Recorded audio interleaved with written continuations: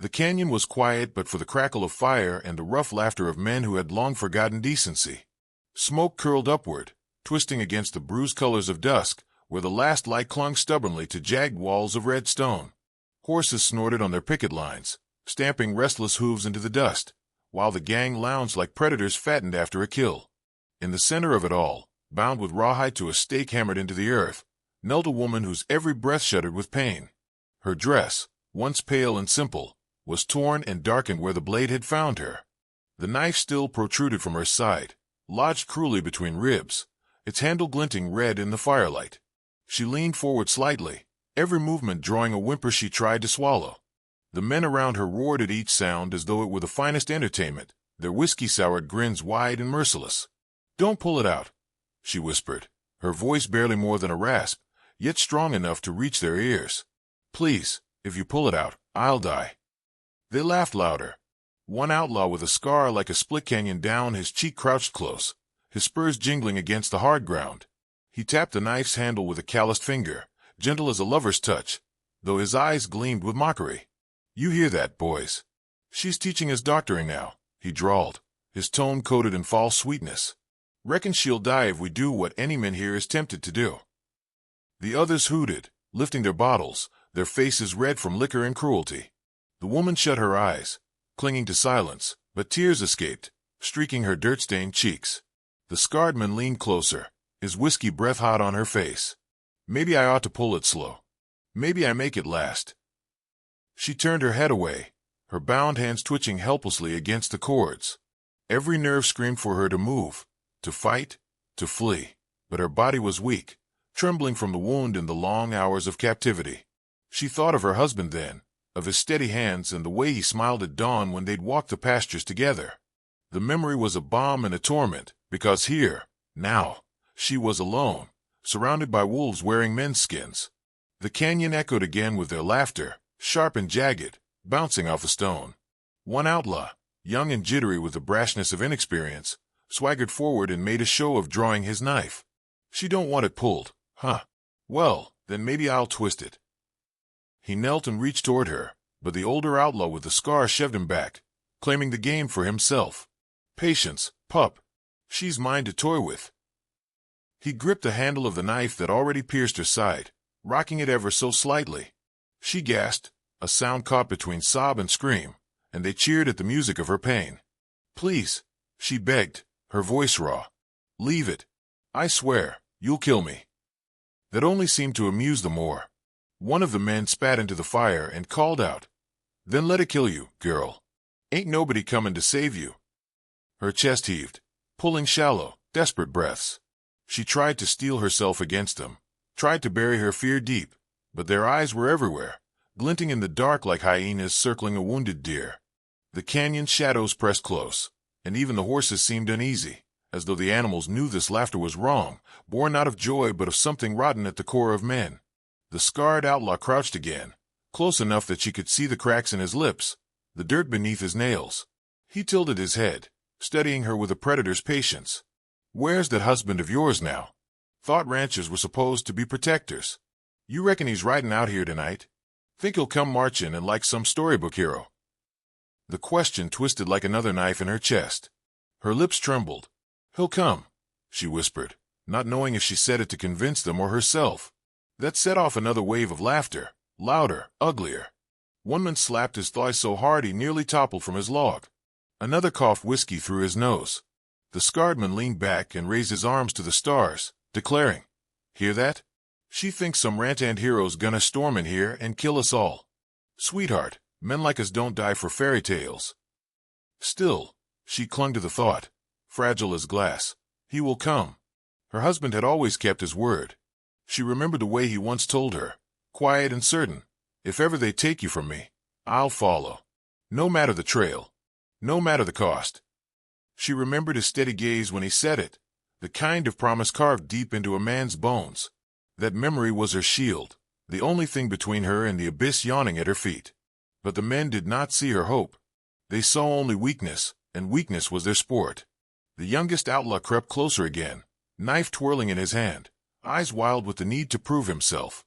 He crouched on her other side, pressing the blade against her throat, watching the way her skin quivered beneath the steel. "Maybe I'll cut her pretty voice away," he muttered, hungry for their approval. "No more begging, no more crying. Just silence." Her body stiffened, fear seizing every muscle, but she refused to plead again. They wanted that. They fed on it. Instead, she lifted her chin, trembling though she was, and forced her eyes skyward, away from them.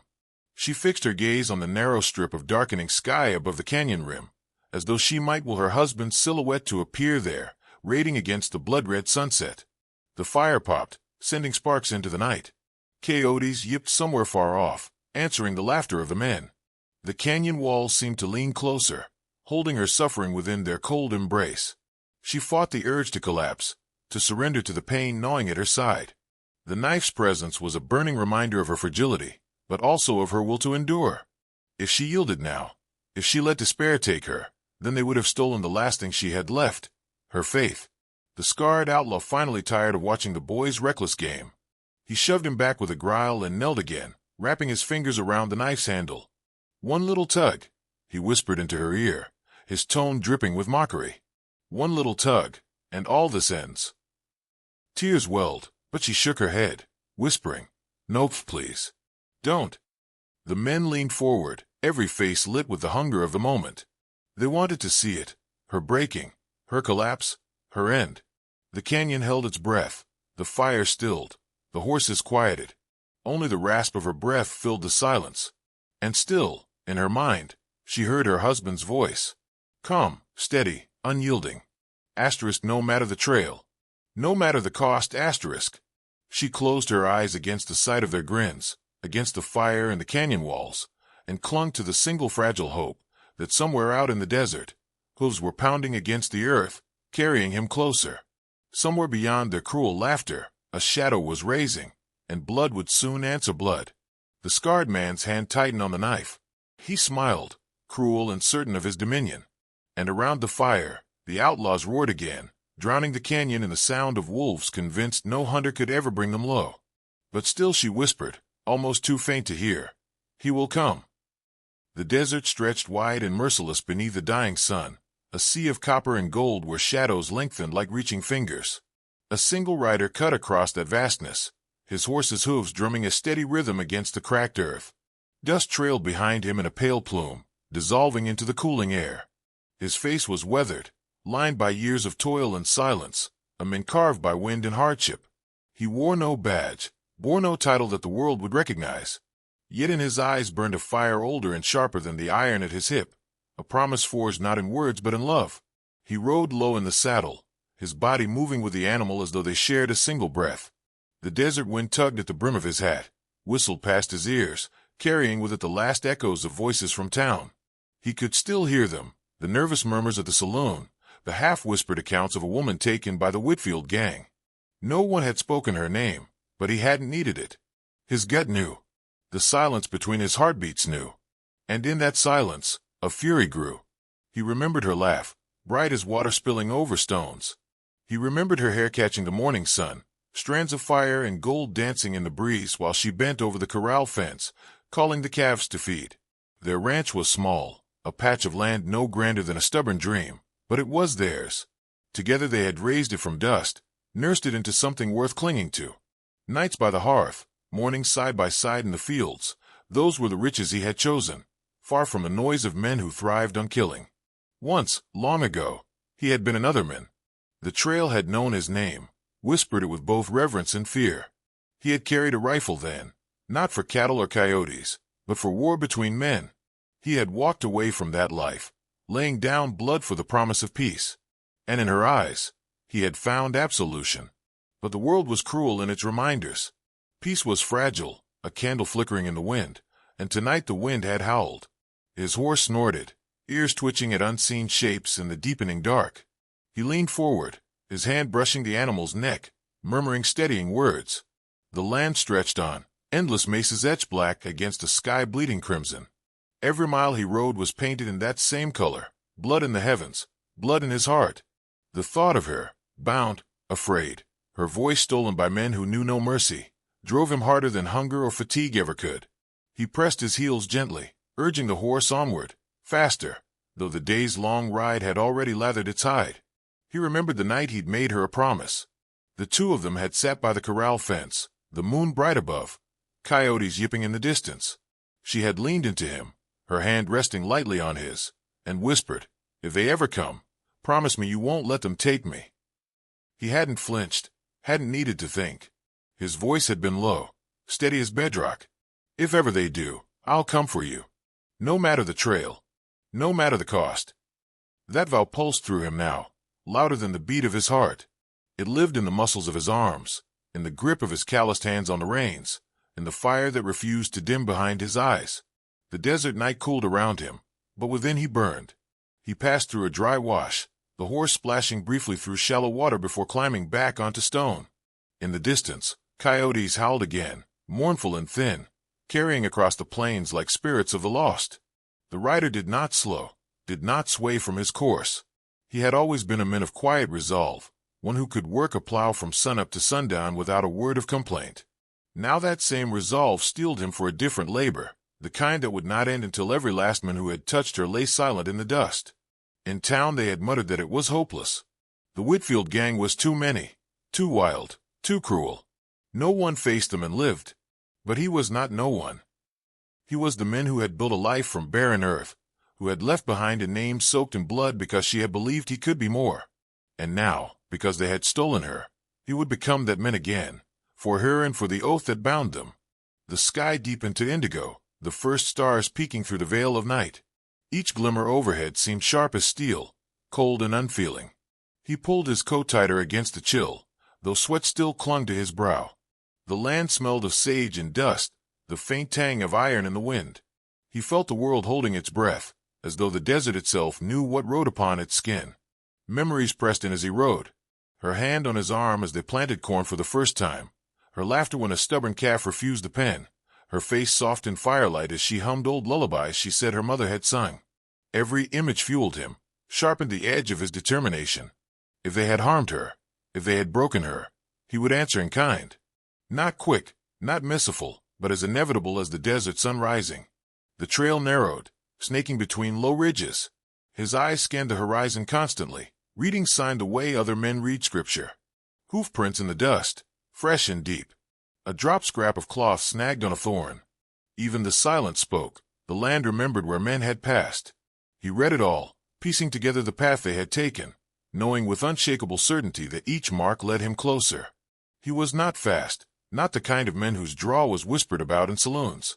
But once he set his course, nothing turned him aside. He had the endurance of stone, the relentlessness of floodwater. His enemies, those few who still lived to speak of him, had called it his curse. He called it the only thing that had ever kept him alive. And tonight, it would be the only thing that kept her alive. The last light bled away, and darkness draped itself across the canyon lands. He slowed his horse, allowing its breathing to steady, for the miles yet to come would demand strength. He tipped his head back, studying the stars, the way a man once accustomed to war gauges distance and direction by the heavens. Somewhere ahead, beyond the ridges and the flickering orange glow that would soon betray their fire, she waited. Somewhere ahead, men laughed in the belief that no husband could ever follow them into the jaws of their camp. A grim smile tugged at his lips, though there was no joy in it. They did not know him. They did not know the weight of his silence, the fury buried beneath the calm of his weathered face. They had awakened something long dormant, and soon the desert itself would drink the price of their mistake. He loosened the rifle from its scabbard, checked the chamber with practiced ease, then returned it. His revolver he touched lightly, a gesture both ritual and reassurance. Yet more than the weapons, it was his will he trusted. The same will that had built fences against the wind, that had dug wells through stone, that had held her hand through storms and droughts alike. A will that no man, no gang, no desert could break. The horse shifted beneath him, eager and restless. He gave it a gentle nudge, and together they slipped deeper into the night, swallowed by shadows but guided by a fire that would not dim. The trail stretched on, but he no longer felt the distance. The only thing that mattered lay ahead, a woman bound by cruelty, a promise waiting to be kept, and the blood that would be spilled before dawn. The canyon glowed like the belly of a furnace, firelight leaping from rock to rock until shadows danced like grotesque spirits along the walls. The outlaws sat sprawled around the blaze, their faces flushed with whiskey, their voices harsh with bragging and song. Bottles clinked, cards slapped the ground, and every so often one of them would bark out a laugh that carried up the cliffs and into the night, loud and cruel. Horses shifted at the edges of the camp, eyes rolling, as though they too felt the corruption that clung to the air. She lay bound near the fire, the flickering glow painting her pale face in shades of gold and crimson. The knife remained buried in her side, each movement sending a jolt of agony through her body. Sweat mingled with dirt on her skin, her breath shallow, uneven, fighting against the pull of darkness. She prayed, not aloud, for her lips were too dry to form words without pain. Instead she prayed inside herself, a desperate litany whispered in memory, for her husband's hands, for his steady gaze, for the unyielding strength she had always known in him. The men's laughter clawed at her ears. They were drunk now, more beast than men, circling like wolves grown too confident with their kill. She knew they wanted her to spare, they savored it as much as the whiskey. So she clung fiercely to her thoughts of him. She remembered his face at sunrise, calm and lined with quiet determination. She remembered the night he swore that if ever she were taken, he would follow. She pressed the memory against her pain like a bandage against a wound, refusing to let it slip away. High above, pressed against the rim of the canyon, her husband watched.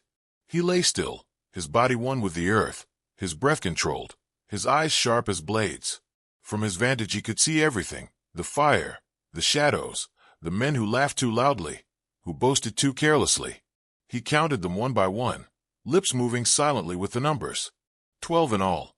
A dozen devils who believed themselves untouchable beneath the cover of night.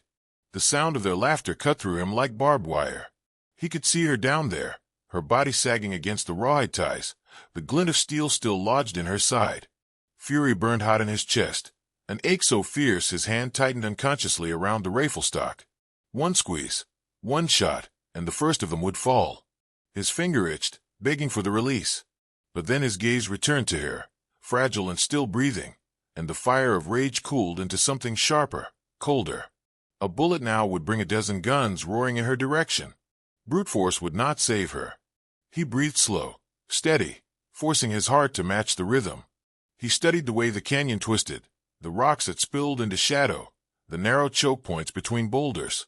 He watched the men in their careless habits, one who stumbled away every few minutes to relieve himself, another who passed out where he sat, two more so deep in their card game they barely looked up.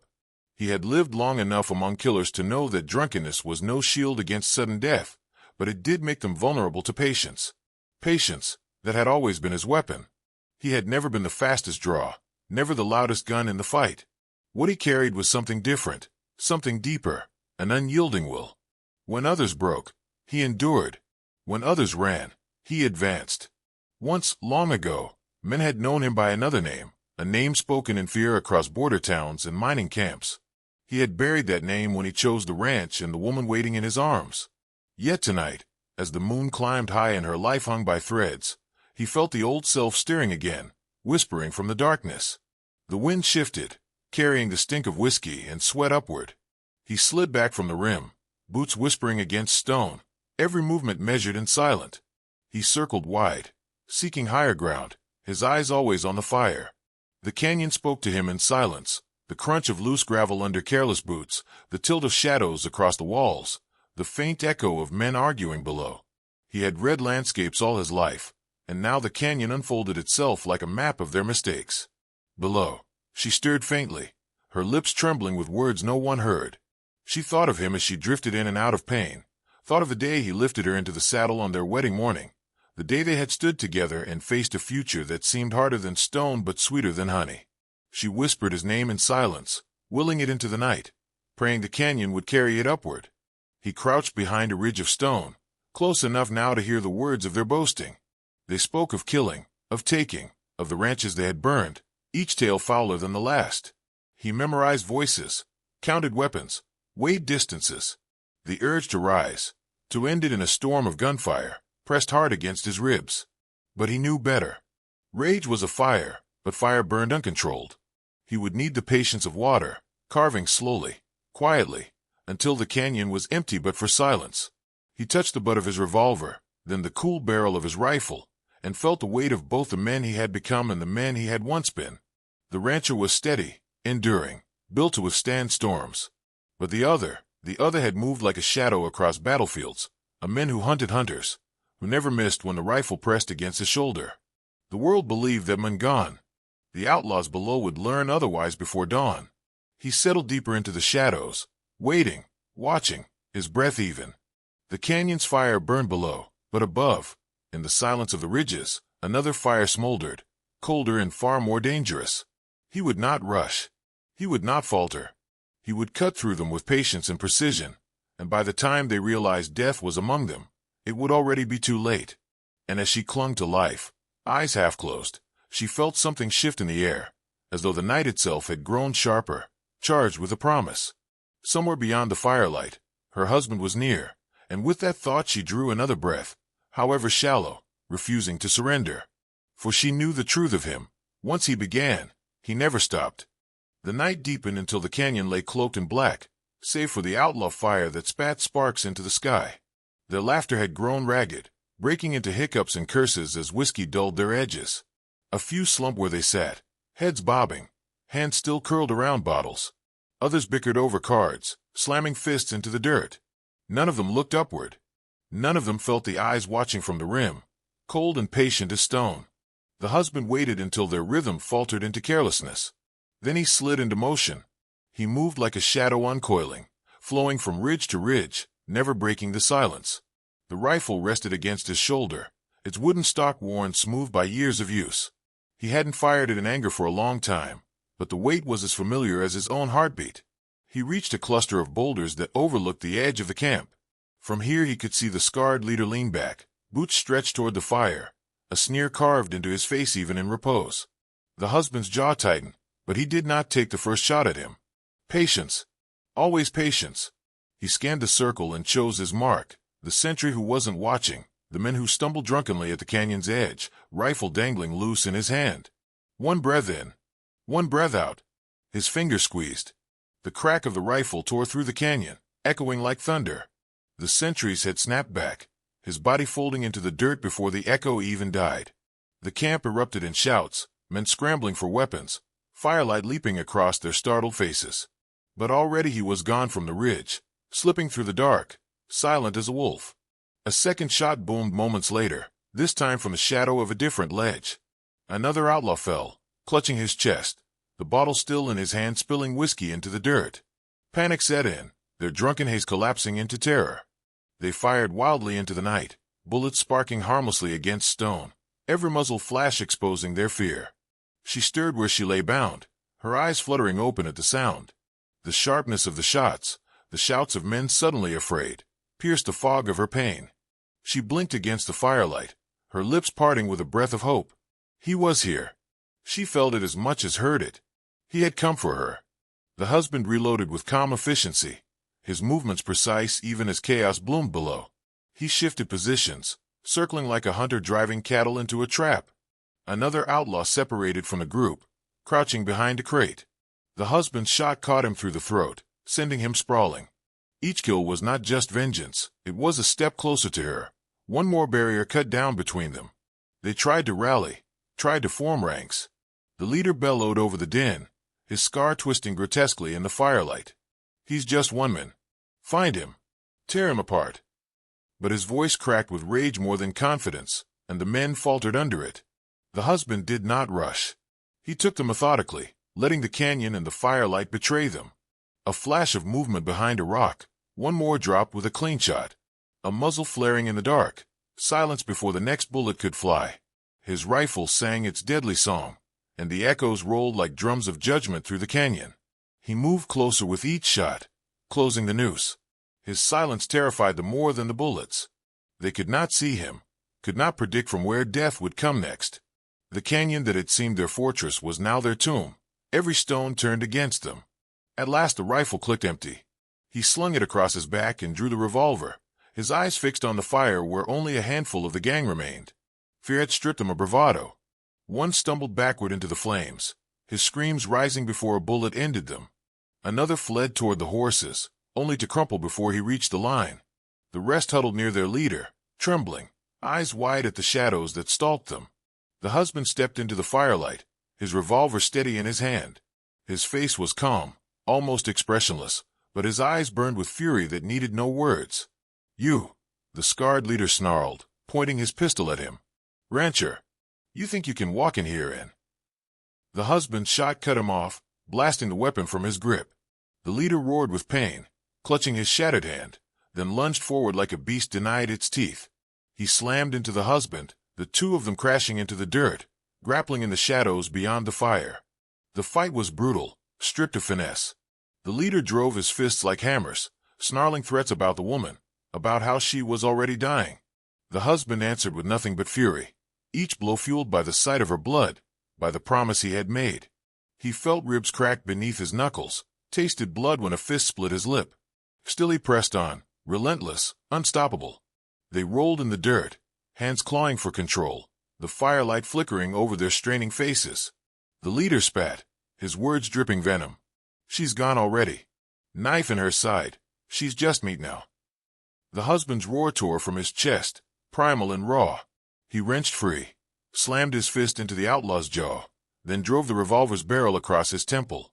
The leader staggered, blood streaming down his face, but still came on, a mad dog refusing to fall. With a final surge, the husband brought him down, pinning him to the dirt, pressing the revolver under his chin. "This is for her," he growled, voice low and steady. The shot ended it. The leader's body went slack, falling lifeless to the ground. The canyon was silent now, save for the hiss of a fire and the ragged breath of the husband. He staggered to his feet, revolver still in hand, scanning the camp. No laughter remained. Only bodies sprawled in the dust, shadows of arrogance now still. He turned to her, his eyes softening for the first time that night. He rushed to her side, dropping the gun, his hands moving to cradle her face. Her eyes fluttered open at his touch, weak but alive, and she exhaled a trembling breath that carried both pain and relief. The knife still jutted from her side, a cruel reminder of how fragile the moment remained. He pressed his hand gently to her wound, whispering words meant only for her. "Hold on. I've got you. Just hold on." Around them the canyon lay quiet, the fire snapping low, the echoes of blood and justice fading into the night. He gathered her carefully into his arms, the weight of her both heavy and precious. The battle was won, but the fight for her life was only beginning, and he would not stop until she was safe. No matter the trail, no matter the cost. The fire in the canyon had burned low, its flames reduced to glowing embers that pulsed like the last breaths of a dying heart. Smoke curled upward in thin ribbons, carrying with it the stench of spilled whiskey and fresh blood. The bodies of the outlaws lay strewn about, some collapsed where they had fallen, others twisted in the dirt as though still reaching for weapons they would never touch again. The canyon, which only an hour before had echoed with their cruel laughter, was now silent save for the pop of burning wood and the faint stir of wine through the sage. He stood alone in the aftermath, revolver slack in his hand, chest heaving from the weight of violence. The night pressed close around him, heavy and endless, but his eyes were fixed on the figure near the fire. She had not moved, though the rise and fall of her chest told him life had not yet abandoned her.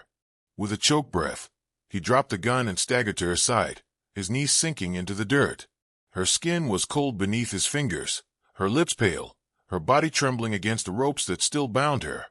The knife jutted cruelly from her side, the steel dark with blood. He pressed his hand gently against her, careful not to disturb it, whispering low and steady as though his voice alone might anchor her to this world. "I've got you. I'm here now. You hold on. You hear me?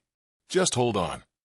Her eyes fluttered open, clouded with pain, yet when they found him, a fragile smile tugged at her lips. "You came," she breathed, her voice no stronger than the flicker of the embers. "Always," he answered, his throat tight, his hand brushing the hair back from her face. "Nothing on God's earth could keep me from you." She closed her eyes, tears sliding down her cheeks, but she leaned into his touch as though she had found peace in it. He worked quickly, slicing the ropes from her wrists and ankles, freeing her from the cruel bonds. She sagged against him the moment the last cord snapped, her body collapsing into his arms. He caught her gently, cradling her as though she were made of glass. The wound was grave. He knew it the moment he saw the depth of blood soaking her dress. He dared not pull the blade free. To do so would be to release the tide that kept her alive. Instead he pressed cloth torn from his own shirt around it, holding firm, whispering to her all the while. "Stay with me. Just keep breathing. Feel my hand here. That's me, holding you. Don't let go." She stirred faintly, her hand raising with great effort to touch his face. Her fingers were weak, trembling, but the gesture carried all the love of their years together. "I knew you would come," she whispered. "Even when they laughed. I knew." He swallowed hard, pressing his forehead against hers. "Then don't stop knowing. You're still here, still with me." The canyon stretched silent around them, the fire's glow casting long shadows over the dead. Coyotes howled faintly in the distance, cautious of the scent of men but eager for what the night promised. He ignored them. The only thing that mattered lay in his arms, breathing shallowly, fighting the darkness. He lifted her carefully, holding her against his chest, and rose to his feet. His body ached from the fight, his knuckles raw and bloodied, but her weight was the only burden he felt. He carried her away from the fire, into the cool shadows at the canyon's edge, where the night breeze touched her face like a blessing. He laid her gently against a rock and knelt beside her, checking her wound again, adjusting the cloth to slow the flow. Each movement was deliberate, precise, the practiced care of a man who knew time was precious and mercy fragile. Her eyes opened once more, shimmering with tears. "It hurts," she whispered. "I know," he said softly, brushing his thumb across her cheek. "But I'm here to carry it with you." She smiled faintly, the curve of her lips soft and weary. "Do you remember the night you promised me? That you'd follow, no matter the cost?" "I remember," he said, his voice steady though his heart quaked. "I meant every word." Her breath shuddered, her eyes closing again. "Then, you've kept it. That's enough for me." "No," he said fiercely, shaking his head. "Not enough. You'll see morning with me. You'll see the ranch again. You'll see home."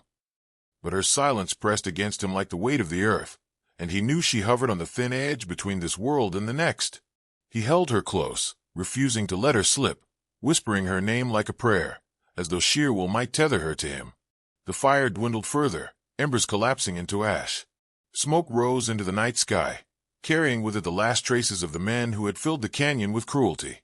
Their names would be forgotten, their laughter erased. What remained was this moment, a husband bent over his wife, bloodied but unbroken, the bond between them stronger than death itself. They say later that travelers found the canyon quiet, littered with the dead of the Whitfield gang, their fire burned out, their weapons scattered in the dust. They say a trail of blood led away into the night, but no one ever found the rancher or his wife. Some believe she lived, carried home in his arms, healed by his devotion. Others swear she died in that canyon, but not before feeling his embrace, not before knowing he had kept his promise. What all agree upon is this: the tale was told in saloons for generations after, whispered around campfires, sung in rough voices over whiskey. They spoke of the woman who wept with a knife in her side, and the outlaws who laughed until their laughter turned to silence. They spoke of the rancher who rode into the night with nothing but his will, a man who had once been a legend and became one again, not for glory, but for love.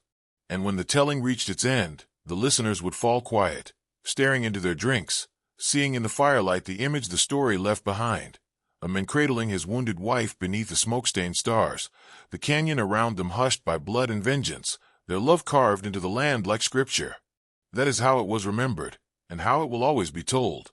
For in the Wild West, where justice came only by steel and fire, there are tales that never die.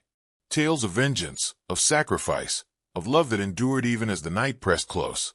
And in those tales, one image remains above all: the rancher's arms wrapped around the woman he rode through hell to save, the smoke drifting into silence, and the promise that bound them, kept, no matter the trail, no matter the cost.